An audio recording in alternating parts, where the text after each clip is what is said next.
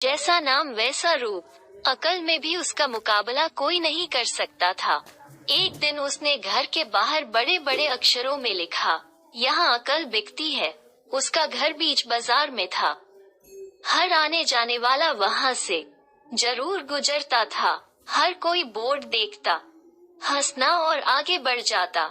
रौनक को विश्वास था कि उसकी दुकान एक दिन जरूर चलेगी। एक दिन एक अमीर महाजन का बेटा वहाँ से गुजरा। दुकान देखकर उससे रहा नहीं गया। उसने अंदर जाकर रौनक से पूछा, यहाँ कैसी अकल मिलती है और उसकी कीमत क्या है? उसने कहा, यह इस बात पर निर्भर करता है कि तुम इस पर कितना पैसा खर्च कर सकते हो। गंपू ने जेब से 1 रुपया निकालकर पूछा, इस रुपए के बदले कौन सी अकल मिलेगी और कितनी? भाई, 1 रुपए की अकल से तुम 1 लाख रुपया बचा सकते हो। गंपू ने 1 रुपया दे दिया। बदले में रौनक ने एक कागज पर लिख कर दिया, जहाँ 2 आदमी लड़ झगड़ रहे हों, वहाँ खड़े रहना बेवकूफी है। गंपू घर पहुँचा और उसने अपने पिता को कागज दिखाया। कंजूस पिता ने कागज पढ़ा तो वो गुस्से से आग बबूला हो गया। गंपू को कोसते हुए वो पहुँचा अकल की दुकान। कागज की पर्ची रौनक के सामने फेंकते हुए चिल्लाया, वह रुपया लौटा दो जो मेरे बेटे ने तुम्हें दिया था। रौनक ने कहा, ठीक है, लौटा देता हूँ, लेकिन शर्त यह है कि तुम्हारा बेटा मेरी सलाह पर कभी अमल नहीं करेगा।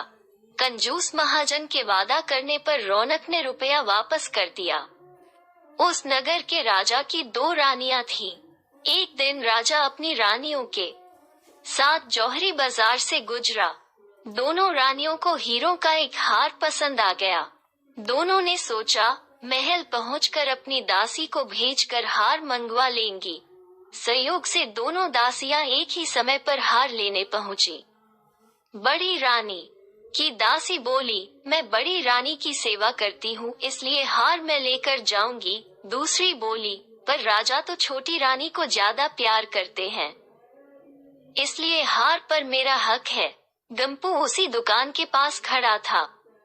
उसने दासियों को लड़ते हुए देखा। दोनों दासियों ने कहा, वे अपनी रानियों से शिकायत करेगी। जब बिना फैसले के वे दोनों जा रही थी, तब उन्होंने गंपू को देखा। वे बोली, यहाँ जो कुछ हुआ तुम उसके गवाह रहना। दासियों ने रानी से और रानियों ने राजा से शिकायत की। राजा ने दासियों की खबर ली। दासियों ने कहा, गंपू से पूछ लो, वो वहीं पर मौजूद था। राजा ने कहा, बुलाओ गंपू को गवाही के लिए, कल ही झगड़े का निपटारा होगा। इधर गंपू हैरान, पिता परेशान। आखिर दोनों पहुँचे अकल की दुकान। माफी मांगी और मदद भी। रौनक ने कहा, मदद तो मैं कर दूं, पर अब जो मैं अकल दूंगा उसकी कीमत है 5000 रुपए। मरता क्या न करता। कंजूस पिता के कुड़ते हुए दिए 5000।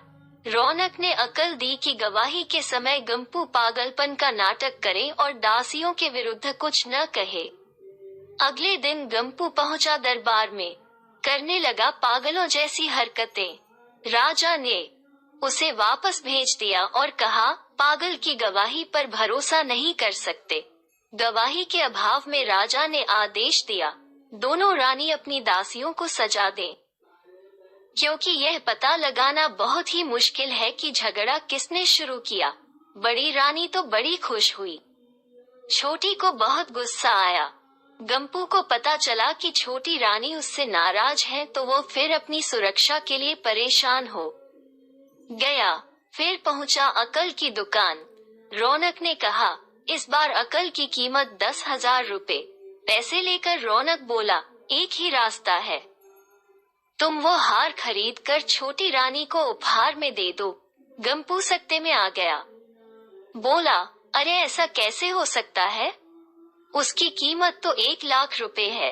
रौनक बोला, कहा था ना उस दिन जब तुम पहली बार आए थे कि 1 रुपए की अकल से तुम 1 लाख रुपए बचा सकते हो।